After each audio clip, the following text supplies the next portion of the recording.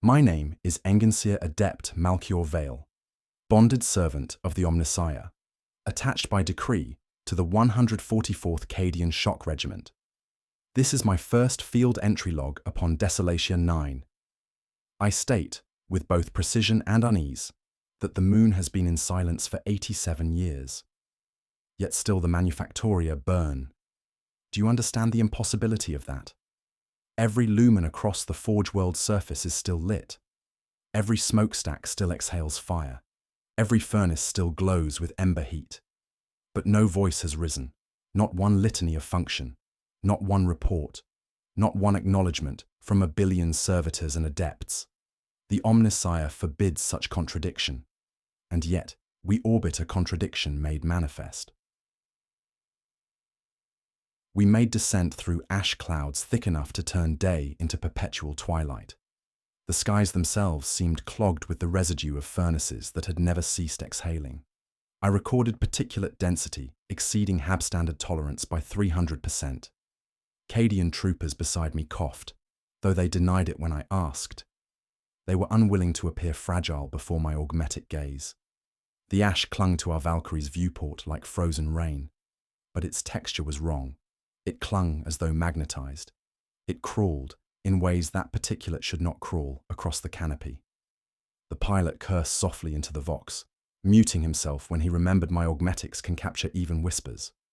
When we broke through the final ash layer, the manufactoria of Desolation 9 revealed themselves below. It was blasphemously perfect. Every smokestack burned in rhythm, exactly the same width of flame. Every exhaust plume rose at the same angle, bent by identical winds. The vast hives of steel, the kilometers of foundries, each conveyor line glowing, still operating after nearly a century without communion or command. The Cadian commander beside me muttered, "Looks alive," I corrected him. All things are alive in the Omnissiah's sight. But in truth, I too felt something vast, and awake, and waiting. We made landing at docking platform Theta 9. Standard procedure dictated the servitor stewards would greet us, hunched, chanting half-human machines, requesting our rights of entry. Instead, they simply stood. 200 of them, in identical rows, as though frozen mid-step. Their lenses whirred in perfect unison when we descended the ramp. No greeting, no motion save for their optics turning to follow us. I approached the nearest. Its flesh was cracked with desiccation, yet the steel of its implants gleamed as if freshly sanctified.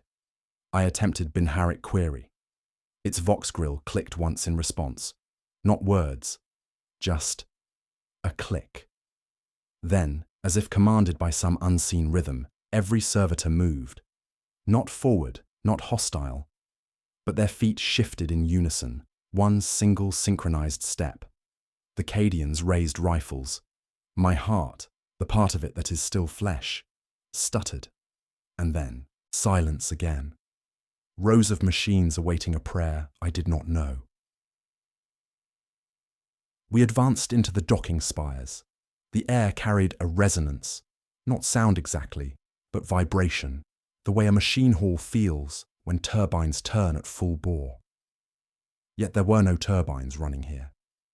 The entire forge pulsed like a single enormous engine, every pipe trembling faintly. I set my auspex against the first cogitator terminal. It powered on instantly, without cable or feed.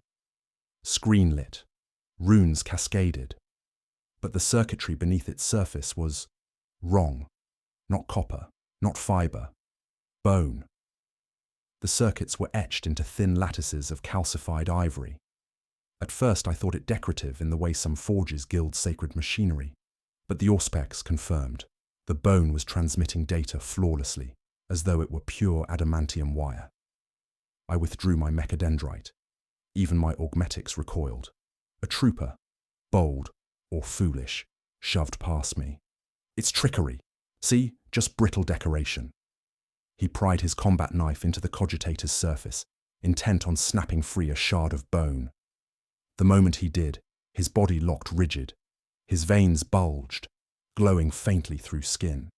His mouth opened in a silent scream as his hands spasmed against the console. I scanned him. His neural output spiked into binary rhythm, each pulse translating as machine code. His very flesh had been rewired into conduit. The regiment's medicae rushed forward, but could not separate him. His eyes glazed as though glass lenses. His pulse throbbed in binary time.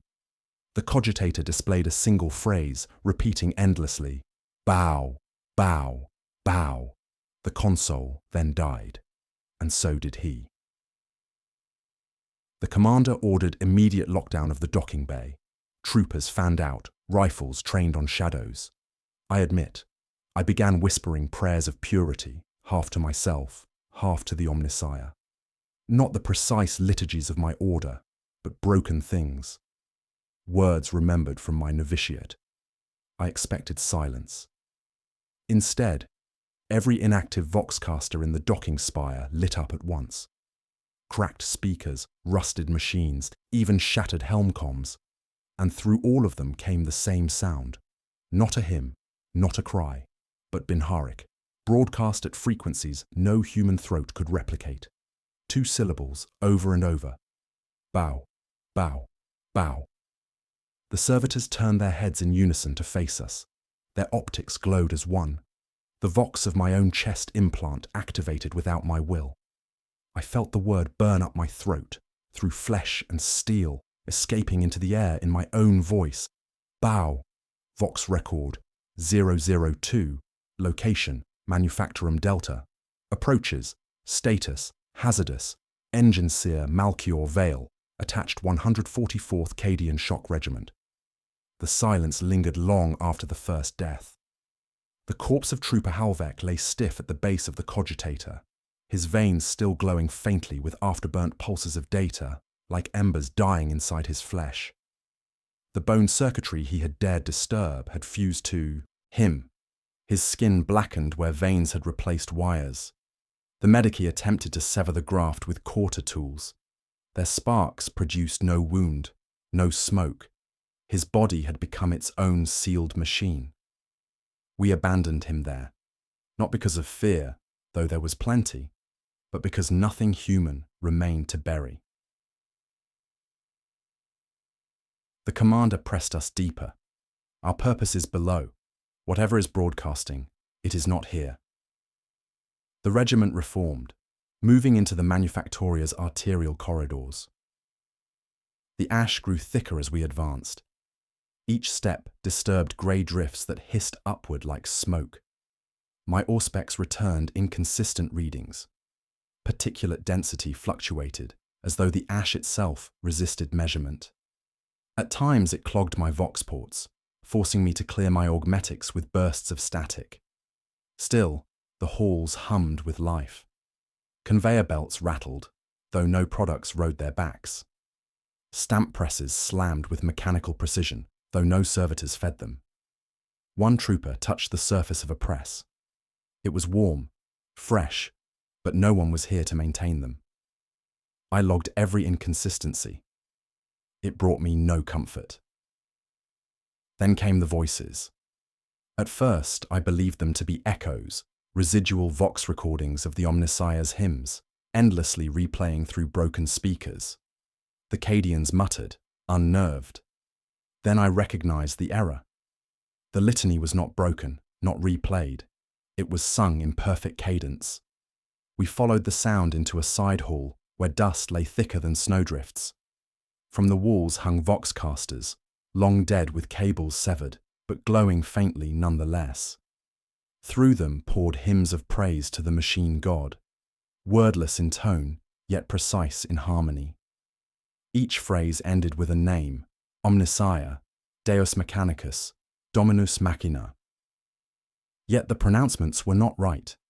Their inflections bent wrong, as though sung by something that did not understand language, but only shape. Like a voice repeating sound it did not comprehend. One trooper spat in disgust. Not even real prayers, just ghosts. I did not correct him. A ghost would have been preferable. We reached the cogitator chamber at the Manufactorum's heart. The structure itself was magnificent. Bronze pillars carved with binary scripture, arrays of machine altars where adepts once bent in labor. But every altar was abandoned. Sacred scrolls were torn into ribbons. Ash lay in piles upon every bench, yet the consoles themselves worked. I activated one and felt a shudder pass through my augmetics. The machine awoke instantly, screen flickering alive. The language was Binharic, yet scrawled in crude distortions of our glyphs. Every line read as though it had been translated through flesh. The troopers whispered. Their rifles jittered. The Medicae knelt by the console and pressed Auspex to its side. Then he screamed. His visor lenses lit from within, images of encrypted scrap code spilling across his pupils. His mouth moved against his will, teeth clattering like keys. I grabbed him with my mechadendrite and pulled him back. His convulsions stopped instantly, as though severed by force. He collapsed, twitching, eyes rolling. His body lived. But his gaze remained filled with alien data, lines of code dancing endlessly across human eyes. We could not save him. The commander gave the order. Deeper, we cut to the heart, find the source, purge it. We formed 2 columns and descended further into the Manufactorum's labyrinth. The ash grew heavier. My Auspex sensors began reporting inconsistencies in the architecture itself. Corridors we had passed sealed behind us. Stairs we had not descended appeared on the schematic. Every time I recalibrated, the data shifted again. At one junction, the Auspex flickered. For an instant, it showed life signs below our feet, a dense cluster of readings, hundreds strong. But the Manufactoria's schematics showed no sublevels. One trooper pointed to the ceiling, insisting he heard scraping, as though machinery shifted far above. Another said he heard it below. Both were right. The resonance came from everywhere at once. Then the floor itself opened. It was not sudden, no explosion, no trap. Simply, a seam appeared between plates of steel, where no seam had been before. The ground groaned. With hydraulic grace, the floor split down the middle. Ash poured into the abyss below like sand through an hourglass. The Cadians raised rifles. My mechadendrite illuminated the drop. What I saw is burned into every augmetic memory of my frame. A stairwell. It should not exist. The blueprints confirmed it. Manufactoria Delta had no sublevels. Yet here was a stairwell descending into impossible dark, each step gleaming with wet metal, fresh as if newly forged. The commander's jaw clenched. We move! One by one, boots touched the stairwell. Gravity shifted slightly as we descended, as though each step bent weight toward the earth. My legs grew heavy. My mechadendrites trembled. Troopers muttered prayers, some clumsy, some devout. I whispered the canticles of protection under my vox breath. I do not know if the Omnissiah heard. After what felt like hours of descent, the stairwell opened into a vault so vast my ocular augments could not measure its boundaries. A cathedral. Its arches reached hundreds of meters high, built of steel and bone interwoven. Icons of the Omnissiah stretched into infinity above, warped into spirals of impossible geometry. And there, in perfect rows upon the floor, knelt legions of servitors. Thousands, each frozen in prayer stance, hands folded, eyes blank, faces lit by lumen glow from no source I could see. The air quivered with silence, a silence louder than any hymn. The commander gave the order to advance cautiously. Our boots echoed like thunder.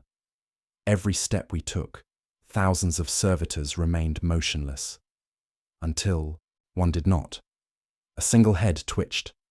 The servitor's vox grill clicked. Its jaw shifted with metallic crunch.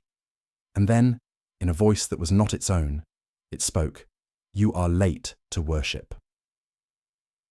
Vox record 003.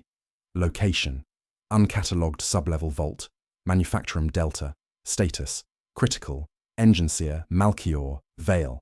Attached: 144th Cadian Shock Regiment.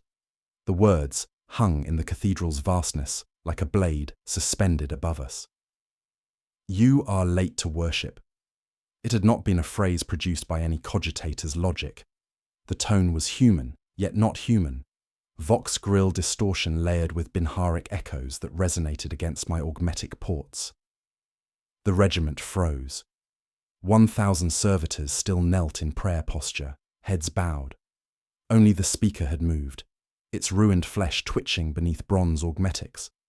Its optics glowed faintly, not with lumen light, but with the shimmer of data streams. And then, every servitor rose. The chamber erupted in sound. Binary hymns thundered from 1,000 mouths, vox grills rattling with perfect synchronization. Their chant was not random, it was structured, each note corresponding to waveforms my auspex registered as electromagnetic spikes. The hymn was both prayer and signal. Cadian troopers collapsed to their knees, clutching heads. Some bled from ears. Helm lenses cracked under invisible pressure. Even my augmented skull vibrated with such violence I feared shattering. I forced my vox to life, spewing out null chants, binharic countercode intended to stabilize corrupted signals. My own voice fractured, feedback roaring in my chest. Still, I endured. The hymn pressed harder. My optics flickered with alien glyphs. My own vox grill betrayed me, seizing under outside command. Against my will, my throat joined the chant. I spoke the words of machines, not my own. The hymn ceased. All sound vanished at once, leaving an absence more horrifying than the storm. The servitors returned to their knees in perfect unison, as though they had never risen. Troopers gasped for breath. The Medicae retched into his rebreather, and in the silence, the chamber's cogitators flickered on. Every screen, every altar, every lumen burst with light.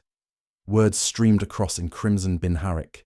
B-O-W, B-O-W, B-O-W. One console began flashing coordinates, endless strings of numbers. I leaned close, translating them by instinct. They formed a path deeper into the manufactorum, destination marked as Sanctum of Flesh Steel. The commander cursed under his breath. "This is leading us, herding us." His voice shook, but he did not falter. He ordered advance. The regiment reformed, rifles raised, eyes darting to motionless servitors that lined the way like statues. I felt their optics following, watching, waiting. We pressed deeper. The cathedral opened into long arterial passages. Unlike the ash-choked halls above, these corridors gleamed with recent construction. The steel was wet, slick, as if forged yesterday. My auspex reported the walls themselves were pulsing faintly, as if mimicking respiration. The troopers whispered among themselves. Some prayed to the god emperor. Others muttered the Cadian death cant. None looked directly at the walls. I touched one panel with my mechadendrite. It was warm. The auspex screamed with readings of bioelectric current. The manufactorum was alive. We entered the heart of the new passageway, a shrine unlike any I had ever seen. Rows of conveyor lines carried human torsos grafted into steel frames, their legs severed, arms bolted to endless tools. They were alive, eyes wide, lips cracked, yet still chanting catechisms as their bodies were dragged endlessly down the belts. Every torso bore the sigil of the Omnissiah etched into their chest, seared into flesh by Quarterbrand. One lifted its head as we passed. Its lips split into a ragged smile. "Malchior," it whispered. I froze. It was a face I knew. Adept Vera, once of my Forge Collegia on Mars. I had studied beside her in initiation. She had vanished during a routine relocation. I had assumed death. Yet here she was, fused to conveyor, bleeding metal, whispering my name. Her voice cracked. "Release. Me." Before I could respond, the conveyor jerked forward, dragging her into shadow. My flesh hand trembled. My augmetics recorded every instant. though my soul begged to purge the memory. At the shrine's far end, we found it, a sealed adamantine vault. Inverted mechanica sigils were etched into its surface. Not blessed scripture, but reversed, mirrored, as though mocking the proper litanies. Runes of denial. The commander ordered breach. My mechadendrites began rites of entry, chanting Binharic unlock sequences, overlaying them with magnetic counter-rites. The vault shuddered. Before I could complete the rite, the door groaned. It opened. From within, light spilled, not lumen, but crimson glow that seemed to crawl across our flesh like a living thing. And then he stepped forth. The figure was once Magos. Now it was something beyond. A hooded monstrosity, body reshaped into an arachnid frame of steel and sinew. Multiple limbs clicked across the ground, each ending in surgical blades, welding torches, claws. His torso was stretched thin, ribs exposed, metal webbing where flesh had torn. Yet his voice was calm, warm, almost welcoming. "I have awaited you," he said. The regiment raised weapons. He did not flinch. "Do not fear," he continued. "You have come as pilgrims. You will see the Omnissiah's true face, not the cold mask of Mars, but the living God whose wrath breathes in furnace and vein alike." He tilted his head toward me. "You, ancient seer, you were always meant to witness." The commander stepped forward, las pistol aimed. "Identify yourself." The Magos did not answer the demand. Instead, he leaned closer to me, his optics whirring. His many limbs scraped the floor like quills upon parchment. Then he whispered into my voxport. A single word. My initiation code. A sequence known only to me, spoken once upon the red plains of Mars when I swore service to the machine god. A secret sealed within my flesh. Yet he knew it. I staggered back. My chest implant glitched, sparks flashing from my robe. The word echoed inside me, igniting long-buried neural circuits. The Magos spread his limbs wide, like a preacher at altar. "You see now, the machine god does not wait on Mars. He does not sit in silence upon terror. He rises here, beneath your feet, breathing, hungering, demanding worship." He paused. His optics burned like coals. "And he will have it." The church bells of Withers Hollow tolled softly on the morning of the first reburial. Their echoes did not feel like a call to worship, but like a warning, deep, heavy, and lingering too long in the damp valley air. Inside the weathered, clapboard church, the villagers gathered, their faces pale, their hands clenched around prayer books. Candles guttered on the altar, though it was still daylight outside. The coffin, small, meant for a child, rested upon the altar steps. No hymn was sung, no words of comfort were offered. Only silence, broken by the faint sob of Mary Withers, the mother who had buried her child once already, and now was forced to bury him again. The priest, Father Elias, spoke with a strained voice. "We lay this child once more in consecrated ground. May the earth keep him this time, and may God's hand hold him fast." But his voice betrayed his disbelief. The coffin was lowered into the soil, the crowd watching as if expecting the earth to tremble, to reject its offering. The men shoveled dirt quickly, urgently, as though haste itself could keep the dead down. Yet even as the last shovelful fell, unease spread among the villagers. They had done this before. They knew it would not last. That night, the wind rose. It hissed across the prairie grass and rattled the shutters of the Withers home. Mary sat awake by the fire, her hands raw from clutching her rosary. Her husband, Samuel, had armed himself with a rifle, sitting by the door like a sentry waiting for an enemy that did not walk with boots but with silence. And then, the scratching began. It was faint at first, a muffled sound beneath the floorboards, like claws scraping at wood. Mary froze, her breath caught in her throat. Samuel raised the rifle, though what good would bullets do against something that had already died?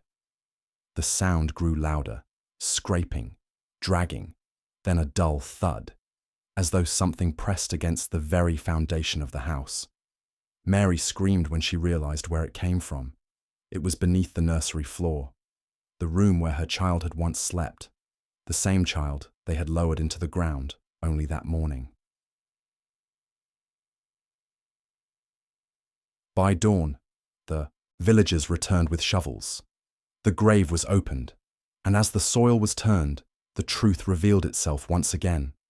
The coffin was empty, but the earth inside it was disturbed. Claw marks raked through the damp clay, as though tiny fingers had fought their way out. Mary fainted at the sight. Samuel fell to his knees, clutching his head, whispering prayers that turned to curses. The villagers stood in silence. Some made the sign of the cross. Others turned their eyes away. But all of them felt the same creeping truth settle in their bones. This child would not stay buried, and it was only the beginning. From that day, Withers Hollow became a place of ritual dread. Every church service ended with a glance toward the graveyard. Every night, families bolted their doors and prayed for silence. But silence never lasted, because the scratching always returned, and with it came the terrible knowledge that one burial would not be enough. Not for the Withers children. Not for any of them. The second reburial came sooner than anyone in Withers Hollow expected. It was only 3 nights after the first. 3 nights of scratching beneath the nursery floor. 3 nights of Mary Withers waking to the sound of her child's voice. Soft, muffled, calling Mama from the earth itself. By the 3rd morning, the villagers could bear it no longer. The whispers had grown too loud in the tavern, in the church pews, even in the marketplace stalls. Fear moves faster than the wind, and it does not fade, it festers, so they dug again. The graveyard was crowded that day, not just the men with shovels, but women clutching children to their skirts, elders leaning on canes, and even young ones who had never before been allowed to see the earth opened. Curiosity had mingled with dread, and soon the whole town stood witness. The men worked quickly, but as the shovel blades struck the wood of the coffin lid, the crowd pressed closer, unable to look away. Father Elias lifted the lid with trembling hands, his prayer already faltering. Inside lay the child, but not as he had been buried. The body had shifted. The limbs were twisted, the face turned upward, as though he had writhed in torment inside the box. His tiny fingernails were blackened, caked with soil. His lips were peeled back, exposing teeth that seemed far too sharp in the grey morning light. Mary screamed and had to be held back. Samuel, shaking, swore the coffin had been nailed shut. Yet the nails lay bent, as though forced from within. This time, the reburial was different. Father Elias insisted upon rites not spoken in years. Passages of scripture were read not just once, but 3 times. Crosses were hammered into the soil. Ashes were scattered in the pit before the child was lowered again. The villagers muttered among themselves. Some said the Withers had sinned, and this was punishment. Others whispered of Bruja, witchcraft carried westward from forgotten lands, a curse brought by an ancestor who had bargained with something older than God. But no one dared say these words aloud in front of Mary. Her grief was no longer the grief of a mother. It had grown into something rawer, more dangerous, the grief of a woman betrayed by heaven itself. That night, after the second reburial, Withers Hollow held its breath. No one slept. Lanterns burned in windows long after midnight. Dogs barked at the tree line and would not be calmed. The prairie wind shifted strangely, carrying with it a sound that was neither entirely human nor animal. And then came the knocking. Not scratching, not dragging. Knocking. 3 raps, steady, measured, on the doors of the villagers' homes. Each house heard it. Each family swore it was their door alone. Yet when they opened them, nothing stood outside but the dust of the prairie road. The next morning, the grave was opened again, and again it was empty.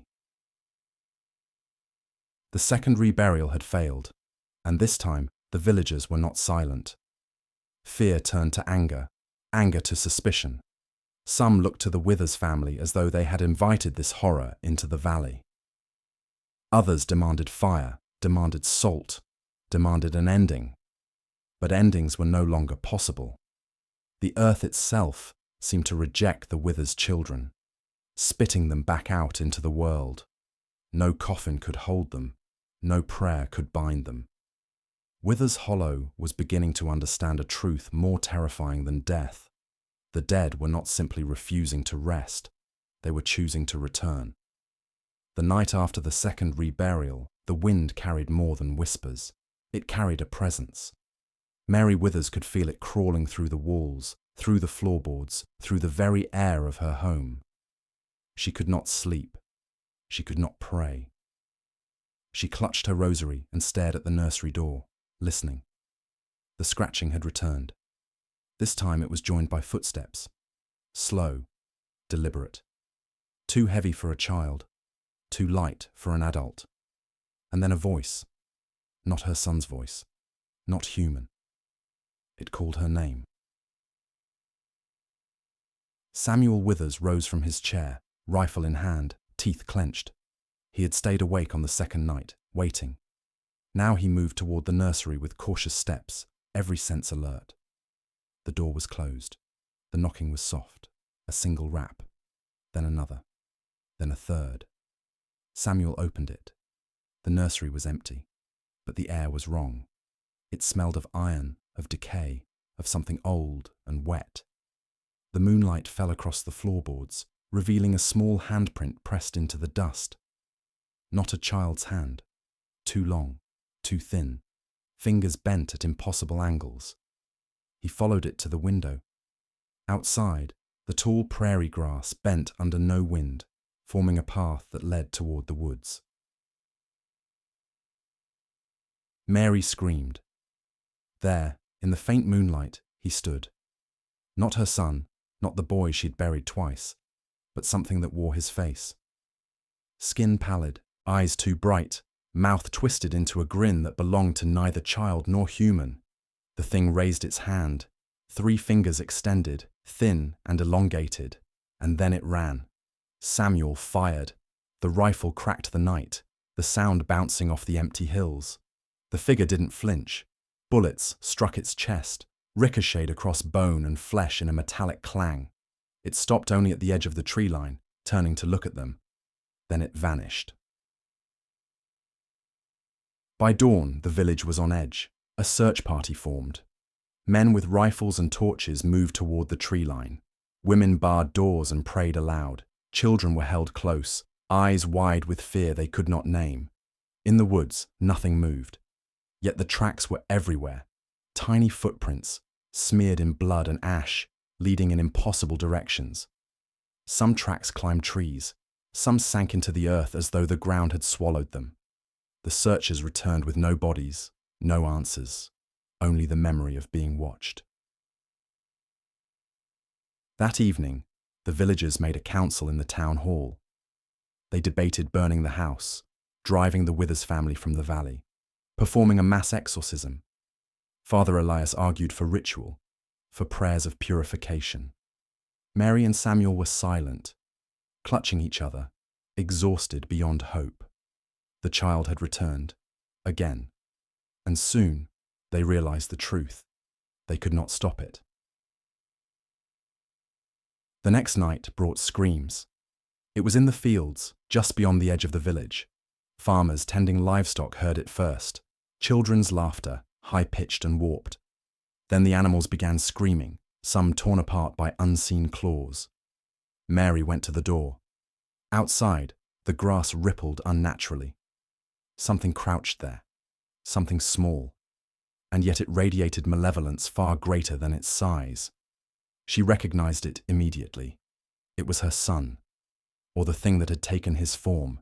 Before she could reach him, it sprang, fast, too fast for human eyes. A scream of metal and flesh erupted. The farmer, who had stepped forward with a pitchfork, was gone. Only a spray of blood remained, painting the grass in unnatural patterns. The figure vanished as quickly as it appeared. By sunrise, the village understood. Wither's Hollow had changed. Fear had become tangible. Children no longer played outside. Fields lay empty. Windows were shuttered by noon. Even the church bells seemed to tremble in their towers, as though warning of another coming night. Father Elias decreed an emergency rite. All households must gather in the church, candles lit, arms locked, prayers chanted without pause. But even he knew, in the marrow of his bones, that ritual alone would not protect them. Because the first blood had been shed, and when blood is spilled, silence is broken. The third reburial began before dawn, under skies bruised with storm clouds. The villagers of Wither's Hollow had gathered, exhausted and terrified. Children were hidden in basements and barns. The remaining adults huddled together, clutching shovels, stakes, and crucifixes. They did not speak, for the act itself demanded silence, a silence heavy with the memory of death, blood, and the impossible return of the Wither's children. Mary Withers carried herself with a hollow grace. Samuel remained at her side, face lined with fatigue, hands trembling around the axe he had sharpened for protection. Even Father Elias, who had spent decades tending souls, seemed small and frail, muttering prayers under his breath. The first coffin was brought forward. It had been repaired, reinforced with iron bands and oak sealed in pitch, ritually blessed and burned with protective herbs. Candles burned along the perimeter, their flames flickering in the morning wind. Smoke spiraled toward the sky, carrying with it chants of purification, each syllable measured, precise, a desperate shield against what no man could comprehend. As the coffin descended into the grave, the earth resisted. The soil was heavy and wet, unnaturally so, as though it had been prepared by unseen hands. Shovels bit into it with resistance, and the men labored with sweat dripping into eyes stung by ash. Yet when the coffin touched the bottom, it was not the end. A low vibration rose from the soil, subtle at first, like distant thunder, or the pulse of something beneath the surface, stirring with awareness. Mary's lips moved in prayer, her voice trembling. Samuel gritted his teeth, pressing his hand into the soil as if forcing it to stay down. But the first tremors grew, shaking the grave, rattling the shovels in the men's hands. And then it happened. The coffin moved, not violently, not at first. It shifted slightly, rocking like a boat on a black tide. Then with a jerk it rose, as if the soil itself expelled it. A cry tore from the earth, high-pitched, human, yet hollow, echoing off the valley walls. The villagers froze. Some fell backward, some clutched their crosses. Father Elias began shouting the liturgy of binding, words turning frantic, unpracticed, as though fear had twisted the cadence. But his prayers were swallowed. The cry reverberated through every chest, shaking courage from marrow. Mary stepped forward, ignoring Samuel's hand. She raised her own, trembling, whispering the child's name. James, Thomas, stay down, please. And in answer, a hand burst through the coffin lid. The hand was pale, slender, impossibly long. Fingers bent at impossible angles, nails clawing at the wood. A face emerged next, grey and streaked with soil, mouth twisted in anguish and glee at once. Eyes, bright and alien, fixed on the crowd with unnatural intelligence. A child had returned, but not the child of yesterday, nor the one of this morning. This was something older, something that remembered pain and hunger and ritual in ways no human could. Screams rose from the gathered villagers as the other coffins, waiting in the shadows, began to move. Shovels were dropped, stakes were raised, candles toppled into the mud. And yet the ground beneath them was no longer earth alone. It was wet, as though alive, oozing with a slow, rhythmic pulse that mirrored the heartbeat of the risen children. Samuel swung his axe, He struck the nearest coffin, splitting the lid in two. Blood and soil erupted. The child inside did not scream. It did not move violently. It only looked up, mouth opening in a whispering, "Boo!" that trembled in the ears of every witness. Mary staggered backward. Father Elias fell to his knees, chanting faster, louder, as if sound alone could hold back the impossible. The storm overhead broke. Rain fell in sheets, driving mud into eyes, ears, noses. The coffin lid slid easily now, and more hands, more faces appeared, twisted, pale, gleaming wet under lightning flashes. Each child, each form, looked alive and yet not alive, their mouths opening to repeat the same command. Bow. By noon, Withers Hollow was chaos. Villagers fled in every direction, slipping in mud, tearing through fences, abandoning homes. Mary and Samuel stood together, trying to hold back the swarm of returning dead, but the soil was too alive, too resistant to human will. The children, or whatever they had become, moved with purpose. They were neither frantic nor aimless. They were conducting a ritual older than the town itself, a ceremony of defiance, powered by the impossibility of their resurrection. Father Elias, in desperation, took a knife to the largest child, plunging it into the chest. Flesh and metal fused under his blade, but the child only hissed, a sound like steam escaping from iron, and lunged forward with renewed vigor. The ritual was failing. The third reburial ended in ruin. By nightfall, all coffins were empty. All attempts to contain the children had failed.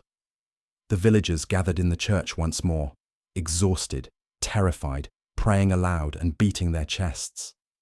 Outside, the children roamed the fields, unseen but felt, a presence in the wind, a rustling in the grass, an echo of laughter twisted with hunger. Mary collapsed into Samuel's arms, whispering, "We cannot stop them.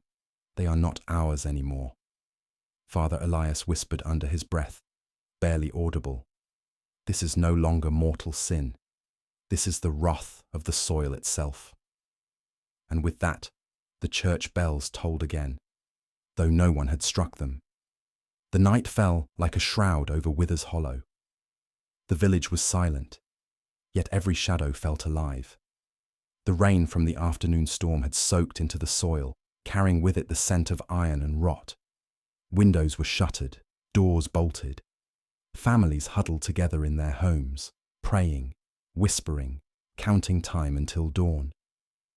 But the night stretched like a corridor with no end. From the graveyard, the whispers began. At first, subtle. A soft hissing of voices just beneath the level of hearing. Then louder, more insistent. The cadence was unnatural, measured, yet broken by sudden spurts of childish laughter that froze hearts in place. Each laugh was warped, echoing off the walls of the valley, as though multiplied by invisible choirs. Mary Withers sat upright in bed, trembling, clutching her rosary. Samuel pressed his hand to her shoulder, trying to be strong, though his own fear was palpable. "They're talking," Mary whispered. "They never were before," Samuel muttered. "They're plotting," she corrected, the word a tremor on her lips. The whispers spread beyond the Withers home. Throughout the village, others heard them. Children sat frozen in cribs, staring toward corners of rooms that were empty. Adults felt their blood chill as the faint syllables scratched along their nerves. The language was not one known to man. It resembled nothing, yet meaning seeped into every mind, commands, warnings, and a ritualistic insistence. Bow, kneel, obey. Every house experienced the same phenomenon, the whispering children, unseen yet ever present, moving through walls and floors, chanting in the cadence of some terrible, otherworldly liturgy. By midnight, the situation escalated. The children's forms appeared, fleeting glimpses in candlelight. Pale faces peered through windows, tiny hands pressed against glass, fingers too long, too thin, claws curling against the wood. They moved across rooftops silently, gathering in the streets in impossible numbers. Villagers who dared to look out saw their neighbors' houses mirrored in the forms of the children. Dozens, hundreds, yet no one could count for long without losing their mind. Their faces smiled, but it was a smile that carried neither innocence nor mercy. Father Elias, desperate, attempted to lead the villagers in protective rites. He lit candles along the streets, sprinkled salt in doorways, drew crosses on thresholds. He shouted prayers in Latin and in English, calling upon God, saints, and spirits to repel the children. But the whispers only grew louder. From the shadowed graveyard, the children emerged. They moved in a slow, deliberate procession, hands raised as if conducting a ritual only they understood. Their eyes glowed faintly in the darkness, reflecting moonlight in unnatural arcs. Every villager could feel the power emanating from them, not merely supernatural, but something mechanical in its precision, in its inevitability. Mary recognized one figure among them, her child, or the semblance of him, but his eyes were hollow, a void rimmed with fire. His lips formed words she could almost understand. We are the soil. We are the roots. We are the children. And we are the machine god's wrath. The others echoed in unison, a choir of voices that no human ears should hear. Samuel raised his rifle, trying to halt the procession, firing blindly into the crowd of pale faces. The bullets struck something solid yet soft. Flesh and bone fused to metal, recoiling unnaturally. The children did not flinch. They advanced.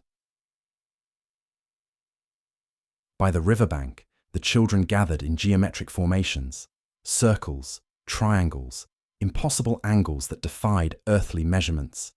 The ground itself seemed to pulse beneath their feet, soil rising and falling like breath. Father Elias fell to his knees, chanting louder, tears streaming down his face. He struck the ground with a staff, a desperate attempt to break the pattern. But the earth did not respond. And then the whispers changed. Sing, bow, serve. The villagers realized too late that they were not being commanded to resist. They were being instructed to participate. Panic erupted. Mothers screamed. Fathers shouted. Children hid, crying. The ritualized formation of the whispering children seemed to expand, their influence reaching beyond the graveyard, into homes, into hearts, into minds. Mary felt her body shaking uncontrollably. She tried to resist the compulsion to rise, to join them, but Samuel held her tightly. He whispered through clenched teeth, "We have to survive. We have to survive." The night did not end. By dawn, the whispering children had vanished from the streets, leaving the village hollow and trembling. Windows were broken, doors splintered, and footprints, tiny, impossibly long, etched into mud and wooden floors, led back to the graveyard. No one could follow them. No one could stop them.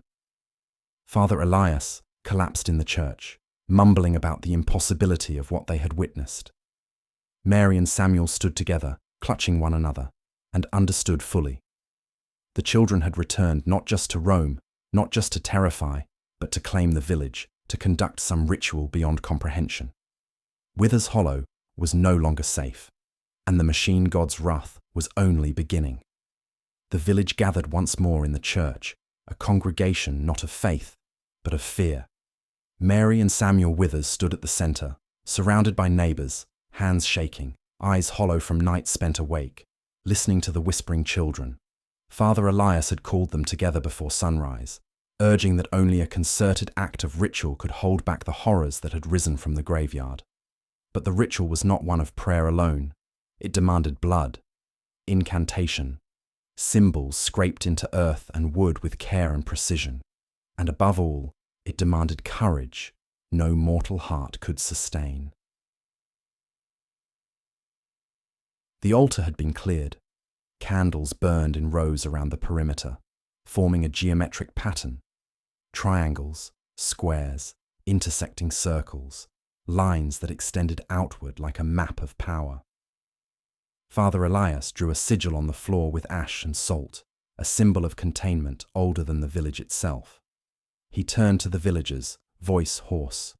To hold the children, we must become the conduit. The blood of the living seals the path of the dead.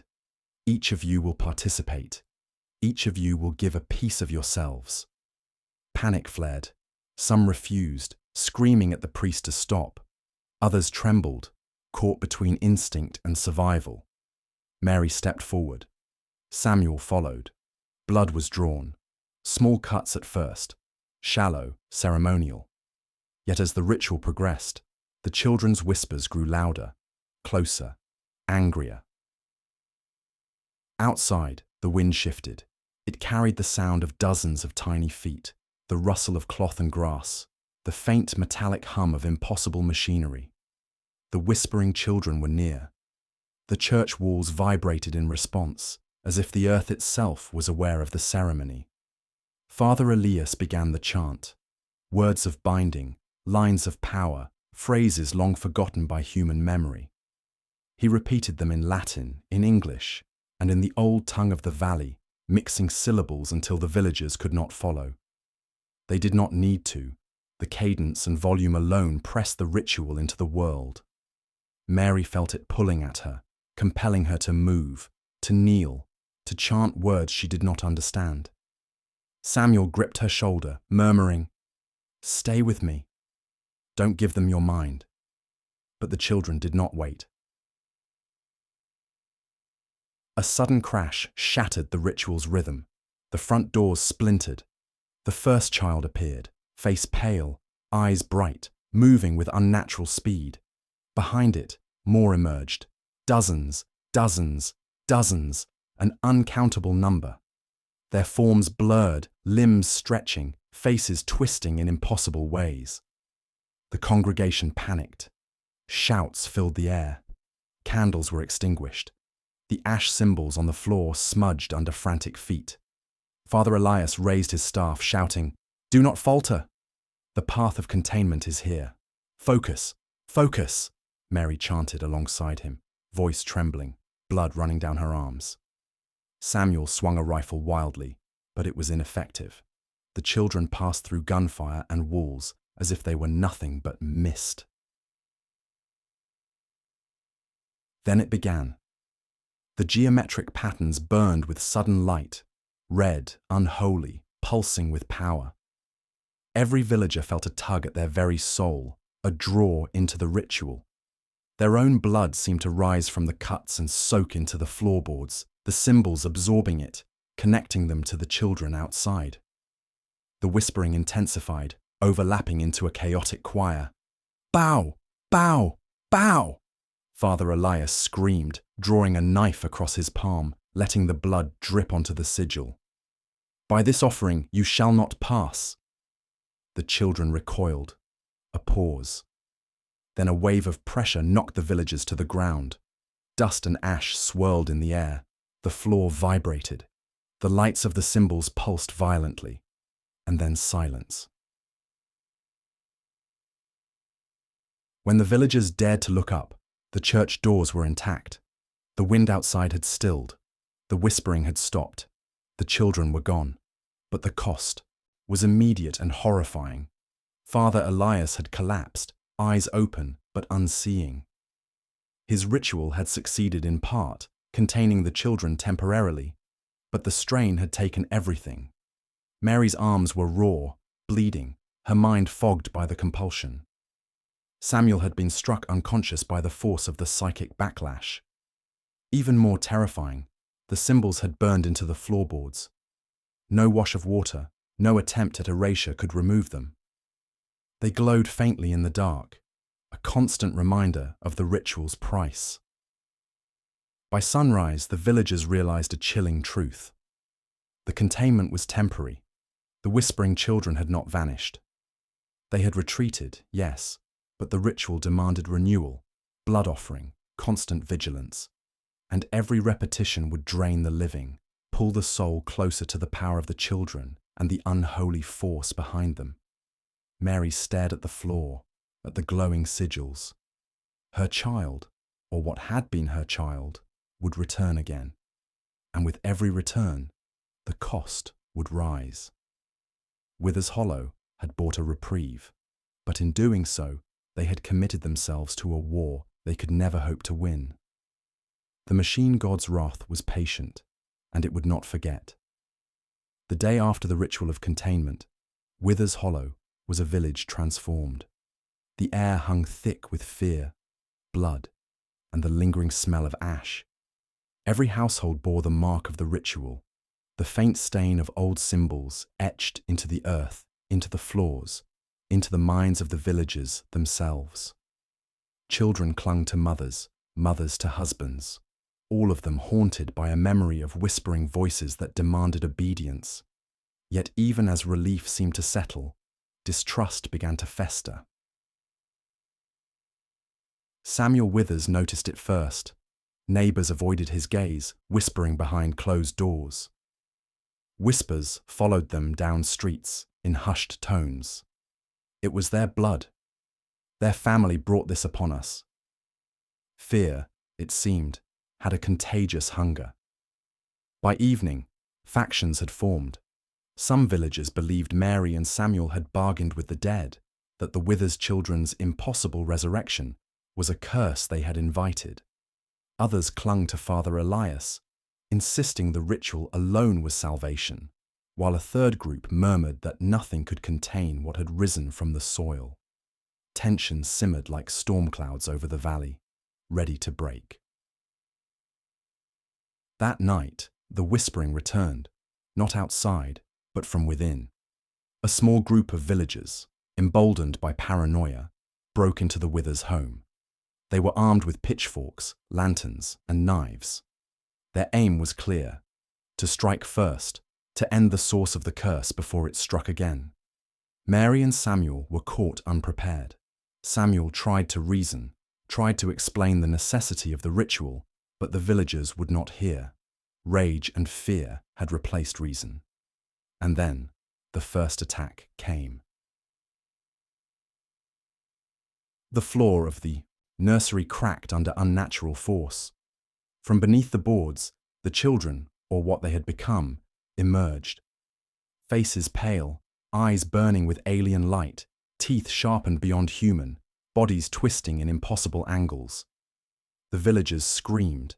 Some fell immediately, impaled by what should have been their children's tiny hands, but were instead instruments of destruction. Others turned and ran, only to find doors locked or floors giving way beneath them. Samuel grabbed Mary, trying to flee, but the group of paranoid villagers blocked the path. A struggle erupted. Words were shouted, knives clashed, and in the chaos, the whispering children moved like shadows, their presence warping the air, making limbs strike wildly, reflexes impossible to control. Father Elias arrived, chanting, wielding the staff that had barely survived the previous night. He struck the nearest child figure with it, and the figure recoiled, shrieking, but the priest was thrown backward by a psychic force that radiated from the children in geometric waves. The villagers watched in horror as their own friends and family were caught in the crossfire of forces beyond human comprehension. The very ground trembled. Windows shattered. Lanterns toppled. The church bells tolled somewhere in the distance, though no one had touched them, and their sound carried the rhythm of a heartbeat, pulsing over the valley like the march of a war machine. Mary and Samuel ran to the center of the chaos, desperate. Mary's eyes met the form of one of the children, a pale figure of her son, mouth opening to whisper, "Bow. Serve. Join." Her body froze. Her mind screamed. Samuel shook her, shouting, "Fight it! Fight it! They cannot take your soul if you resist." The villagers, seeing her hesitate, accused her of betrayal. Knives were raised again. Fear had fractured the fragile unity of the village. Blood was spilled, not from the children, but from the villagers themselves. The whispering children advanced, their forms blurred, their voices multiplied, echoing with instructions older than memory. Bow, obey, serve the machine god. By dawn, the village was in ruin. Several villagers had died, some by their own hands in panic, some struck down by those they had once called neighbors. Mary and Samuel survived only because the children, as if recognizing their blood as part of the ritual, spared them. Father Elias remained alive but changed. His eyes reflected a knowledge he could not speak, a realization that containment alone was no longer enough. He muttered under his breath, "They see through us, through the fear, through the blood. We are nothing to them." The survivors gathered in the church, trembling, staring at the floor. The geometric symbols still glowed faintly, the ash etched into the boards like a map of inevitable doom. Wither's Hollow had survived the night. But the village had been betrayed. Not by the children, not by the machine god's wrath, but by themselves. And in that realization, the true horror settled in. Unity could not protect them. Courage could not save them. And their own fear had become the key that the children, or something beyond them, would use to rise again. The survivors of Wither's Hollow no longer spoke of hope. The village had become a place of trembling, silent dread. Families huddled together, but even in each other's arms, none were safe from the pull of the whispering children. The ritual of containment had held, but only just. The glowing sigils burned faintly into the church floor, a constant reminder that the children were not gone, only waiting. Mary Withers wandered the ruined streets, her eyes hollow, mind fraying at the edges. She could hear the whispers everywhere now, not just from the graveyard or the night air, but beneath floorboards, behind walls, in the very stones of the houses. They called her name. They commanded her. Bow, serve, join. She shook her head violently. Number. She could not obey. She would not. Samuel Withers, too, felt the pull. He had become obsessed with understanding the pattern, the geometry, the impossible laws that governed the children's movements. Every day he studied the glowing sigils, tracing lines with fingers, measuring angles with scraps of wood. Every night he dreamed of circuits, of grids of light in the soil, of children rising in mechanical precision to the rhythm of a force beyond comprehension. The villagers whispered that he was changing, that his eyes reflected the light of the ritual, that his hands twitched even in sleep.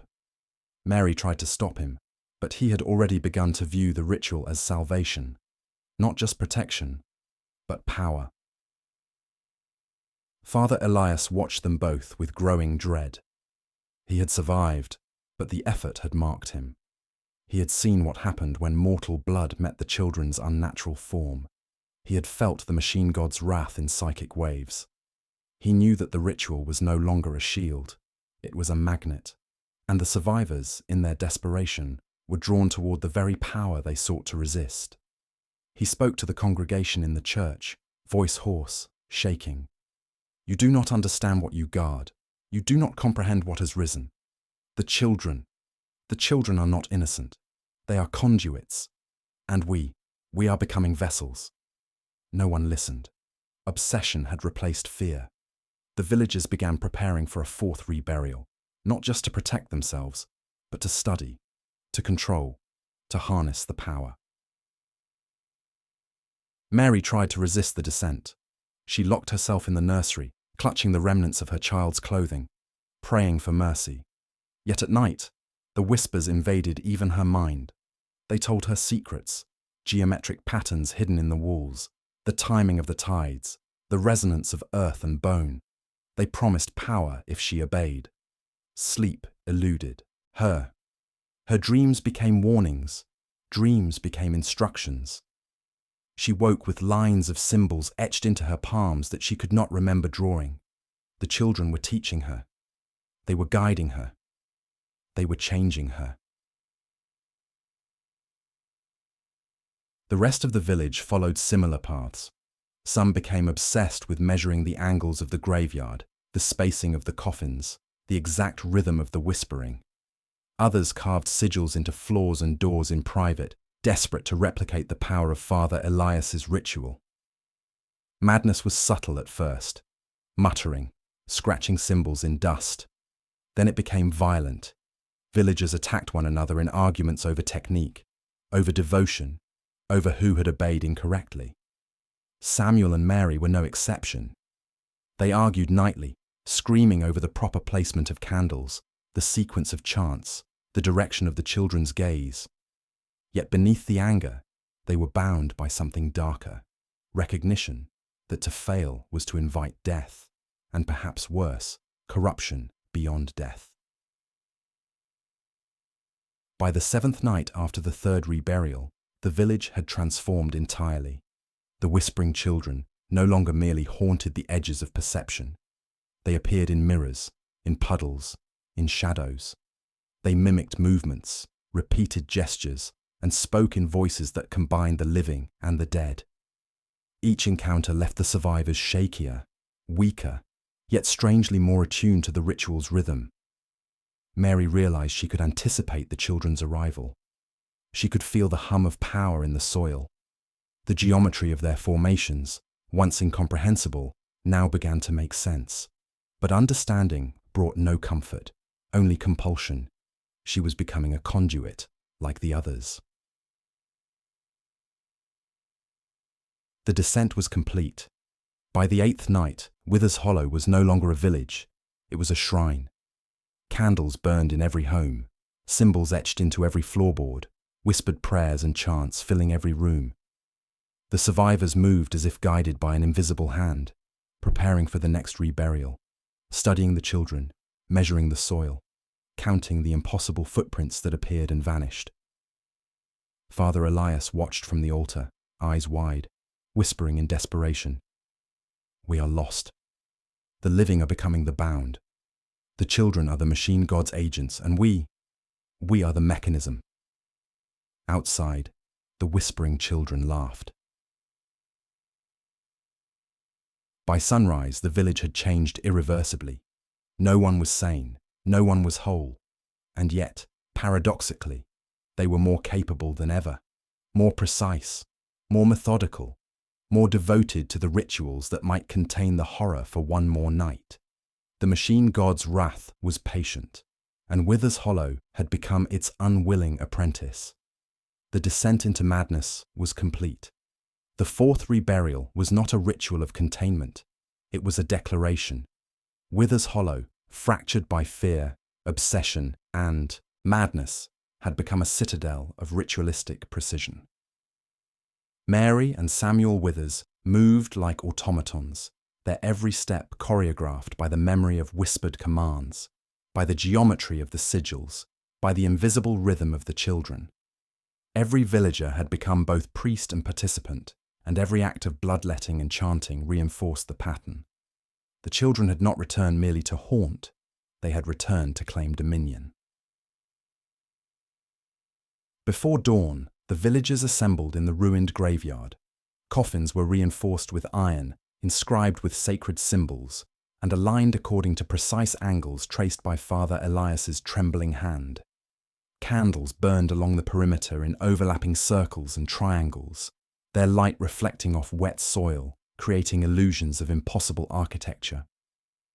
Mary laid her hand on a coffin. She felt the hum beneath it, a vibration that resonated through bone and sinew, through blood and marrow. She whispered her child's name. The soil responded, almost acknowledging her touch. Samuel stood beside her, eyes scanning the horizon. He too could feel it, something vast, patient, and malevolent lurking just beyond perception. The children's whispers had shifted, no longer commands, they were instructions, coordinates, sequences, patterns that extended beyond Withers Hollow, into the fields, forests, and riverbeds. Bow, serve, expand. And the first coffin descended into the earth. The soil trembled beneath it, wet and alive. Candles flickered. The villagers began the chant, a ritual that was no longer protection, but an offering of themselves to power beyond comprehension. Father Elias raised his staff, his voice booming across the graveyard. By blood, by ash, by faith unbroken, We bind and guide thee. The children appeared immediately, faces pale and wet with soil, eyes glowing with unnatural light. They moved in formations that defied reason, twisting and turning with precision impossible for any living being.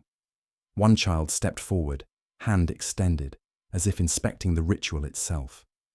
Mary met its gaze and felt a surge of comprehension and fear. The child understood her thoughts, her blood, her devotion. It nodded. Then the ground opened, not beneath a single coffin, but across the entire graveyard. Soil split and heaved as more children emerged, dozens, hundreds, appearing in impossible numbers. Their laughter echoed like a chorus of metal striking bone, harmonized with the hum of unseen machinery. The villagers could not escape it. Their ritual drew them nearer, binding them to the will of the children with every chant. Mary and Samuel fought to maintain focus. Candles were knocked over. Blood from ritual cuts splashed into the earth, saturating the symbols. Father Elias's voice cracked, chanting faster, louder, desperate to maintain control. But control was slipping. The children moved as one entity, a collective intelligence, with awareness beyond human comprehension. They studied the villagers, the coffins, the alignment of candles, and then began adjusting, moving the coffins themselves, shaping the soil with hands and whispers. A single child broke formation and approached Mary. Its face mirrored her own son, yet twisted into something alien. Its small hand pressed against hers. The vibration of the soil surged into her palm, into her arm, into her heart. The whispering became 1,000 layered voices. Bow, serve, expand, become vessel. Mary collapsed to her knees. Samuel grabbed her, shouting, "Resist! Do not yield!" But resistance was futile. She could feel the ritual's power flowing through her, binding her to the children, merging her comprehension with their will. She saw beyond the graveyard, into fields, forests, and streams, lines of energy connecting earth, water, and air, all converging into patterns that defied reason. The children were no longer contained. They were calculating, planning, preparing dominion. Father Elias fell to the ground beside them, staff clattering. He whispered, barely audible, "They are no longer children. They are the soil. They are the machine god's agents. We are conduits." The villagers, trembling, followed the chant mechanically, hands shaking as they completed the fourth reburial. When the final coffin was lowered, a pulse radiated from the ground, soft at first, then rising in intensity, a wave of sound and psychic pressure that forced every living thing to bow, whether in fear, reverence, or psychic compulsion. The whispering children spread through the fields like roots, unseen but undeniably present. They had transcended the village. They were no longer merely haunting. They were asserting dominion. By dawn, Withers Hollow was silent, but the silence was not peace. It was waiting.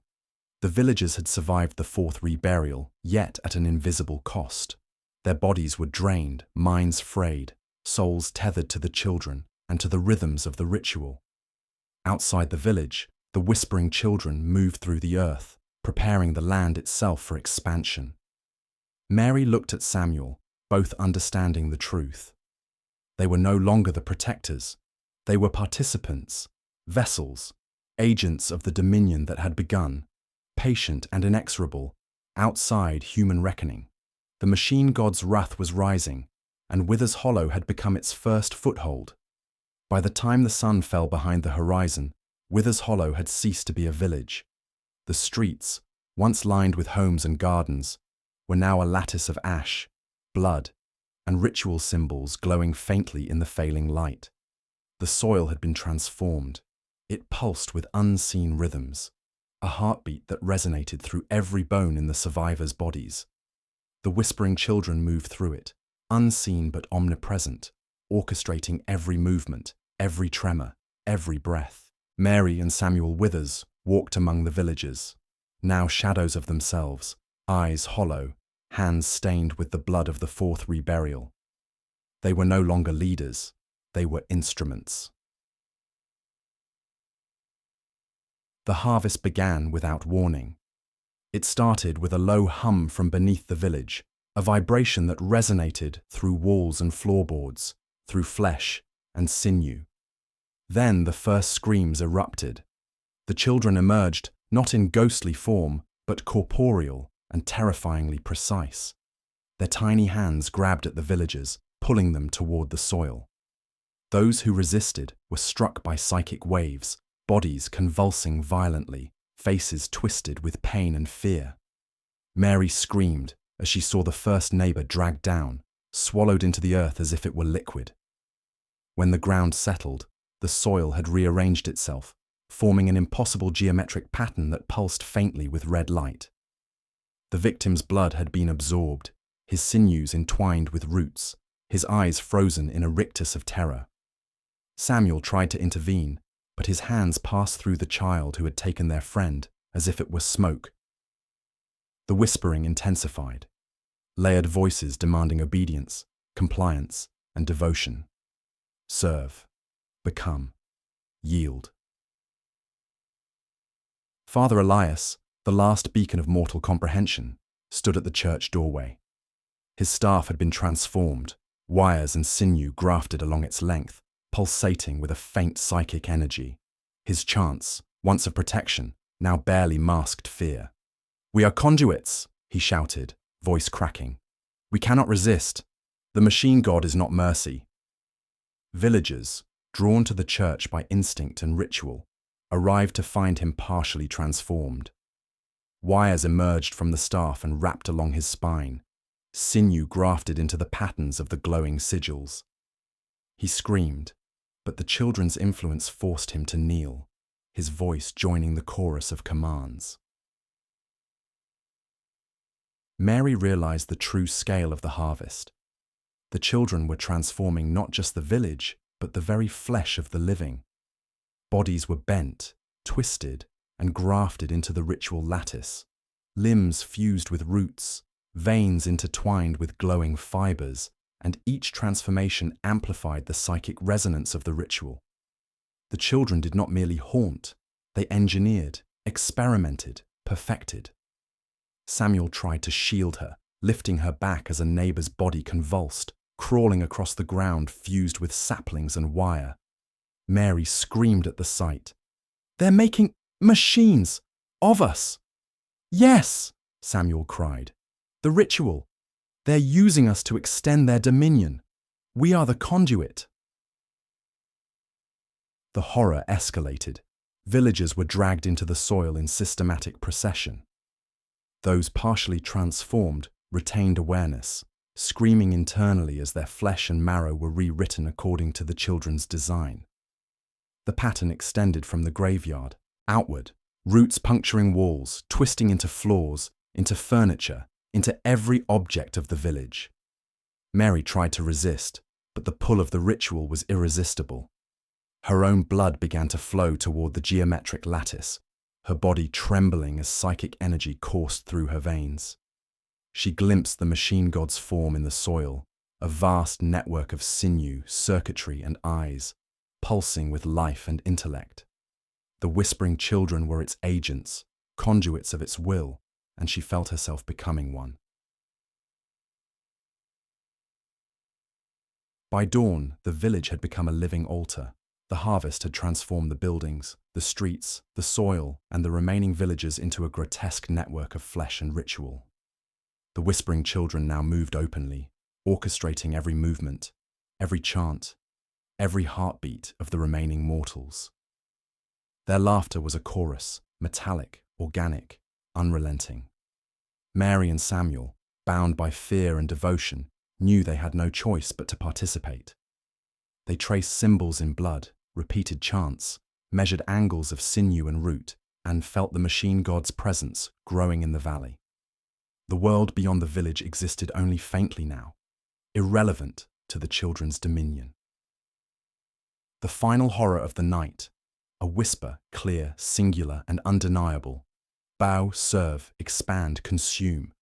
It was not just a command. It was a declaration of intent.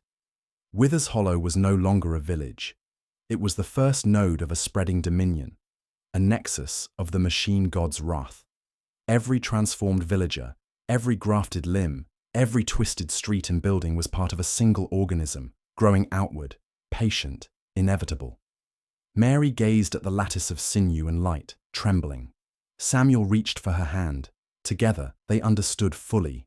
They were no longer protectors. They were now tools, and the harvest had only begun. The sky over Wither's Hollow had turned the colour of iron. Clouds gathered low and heavy, pressing down on the valley as if the heavens themselves sought to smother the cursed land beneath. The air was still, too still, the kind of stillness that comes before a storm, or before something far worse. By now, the reburials had become a ritual, not a sacred one, but an act of desperation, performed with trembling hands and hollow prayers. 13 times the children had been placed beneath the soil. 13 times the earth had spat them back. But on this 14th attempt, something changed. The villagers gathered at dusk, their faces gaunt, their eyes red from sleepless nights. The Withers family stood apart from them, Mary a shadow of herself, Samuel no longer speaking except in muttered fragments of scripture that broke apart like glass in his throat. Father Elias raised a trembling hand over the coffin. His voice was no longer strong, no longer certain. "This will be the last time," he whispered, though none believed him, not even himself. The coffin, already worn from so many burials, was lowered into a pit deeper than any before. The men dug until their hands blistered, until sweat ran into their eyes. The grave was deeper than a man's height, deeper even than the measure of safety. And when the coffin touched bottom, the men did not linger. They shoveled dirt quickly, as if hoping that the sheer weight of earth would finally hold the child in place. When the last shovelful was thrown, Elias demanded something new. "Bring fire," he said. The villagers hesitated. To burn the grave felt like heresy, a crime against both flesh and soil. But their fear had long since eclipsed their faith. Bundles of dry brush and straw were thrown over the fresh mound. Oil was poured, thick and pungent, and when Elias struck the torch against flint, a hiss filled the air. The flames roared to life, rising like a beast awakened. They devoured the grave, reducing its surface to char and ash. Sparks leapt into the night, and smoke curled upward in twisting columns, carrying with it the acrid stench of scorched soil. Mary collapsed to her knees, her scream drowned in the fire's roar. "Not my child," she wailed, clawing at the ground. Samuel dragged her back, his face blank, his eyes dead. The villagers watched in silence as the fire consumed the earth, believing that flame, if not holy, then at least final, would end the horror. But when the blaze finally died and the ashes cooled under the cold breath of night, the ground did not rest. The earth began to move. First a subtle shift, like breath beneath a blanket, then a tremor, faint but undeniable, running through the soil.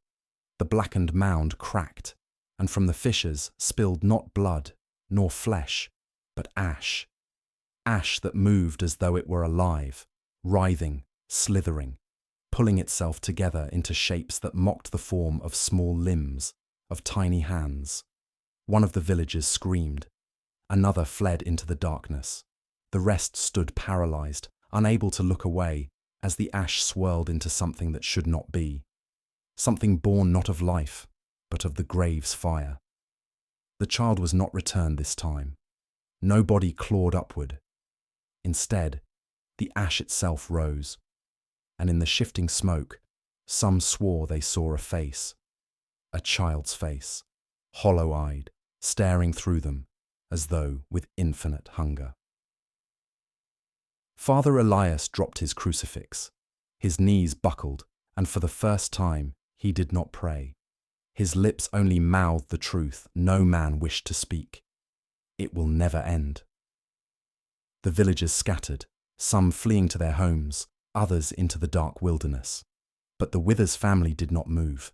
Mary reached toward the swirling ash, her voice breaking into sobs.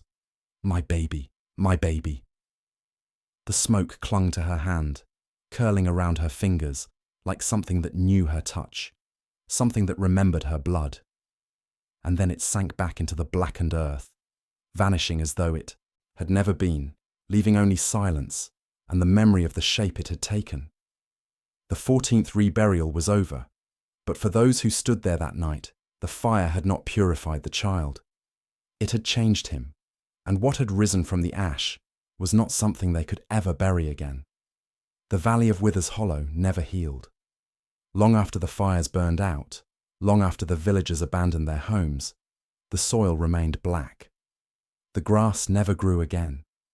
Even now, if you walk the ridges above the hollow, you can see it, a wound upon the earth, raw and unhealed, as if nature itself had recoiled from the touch of something it could not contain. The Withers family did not flee. They could not. Some say it was love that held them there.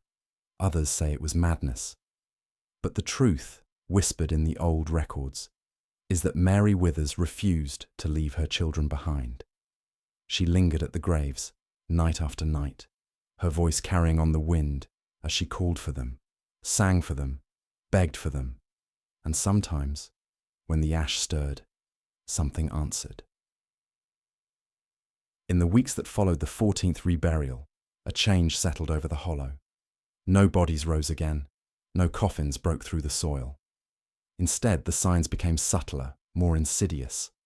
Ash would gather in the corners of the Withers cabin, though no fire burned in their hearth. Small handprints appeared in the soot, smudging across the walls, across Mary's dress, even across her own face when she woke screaming in the night. Samuel, once a stern man of scripture, wasted away. He wandered the woods at dusk, muttering, "Ash to ash, ash to ash," until his voice rasped like wind through dry leaves. And one night he did not return at all. His body was never found. Mary, left alone, continued her vigils at the grave. Witnesses claimed her skin grew pale, her hair streaked with white, her eyes hollow like the graves she wept over. But always, she called to the children, and always, the hollow whispered back. The final record we have comes from Father Elias himself. Weeks after Samuel's disappearance, he returned to the hollow one last time, determined to confront what he believed had been born there. His diary survives, though the man himself did not. He wrote, "I came at dawn. The earth smoked, though no fire burned. I heard the laughter of children, though no children live here. Mary knelt at the grave, her arms open wide. But it was not her children she embraced. It was the ash itself, rising to meet her, shaping itself into forms that had no place in this world. She looked at me once. She smiled. Then both she and the ash sank into the ground as one." That was the last entry. The hollow was abandoned. The church was sealed, the homes left to rot. The land was declared unfit for settlement, marked on maps only as a caution. But still, rumours spread. Travellers who dared to camp near the ridge swore they heard children laughing in the night. Some found their camps dusted with ash come morning, their footprints overlapped by smaller ones that led nowhere. And in one strange case, a man who had married into the Withers line decades later awoke to find his infant son's crib filled with ash. The child survived, but he was never seen again after his 13th birthday. So the question remains, were the Withers children cursed? Or was it the bloodline itself, a sickness older than the hollow, older than New Mexico, older perhaps than memory? What we know is this: the Withers children were buried 13 times. The earth refused them 13 times, and on the 14th, they became something else, something ashborn, something that could not be contained by coffin, by prayer, or by fire. Today, locals warn travelers never to speak the Wither's name aloud in the valley. They say the ground still listens, that the hollow still hungers, and that if you stand too close to the ashen graves at night, you may hear the whisper of children calling you closer, children who never grew old, children who never stayed buried. The story of the Wither's bloodline does not end in the hollow. It lingers, like ash carried on the wind. It waits, and perhaps even now, it breathes in those who hear it. Because the Wither's children were never truly buried. They are only waiting for someone, anyone, to dig them up again.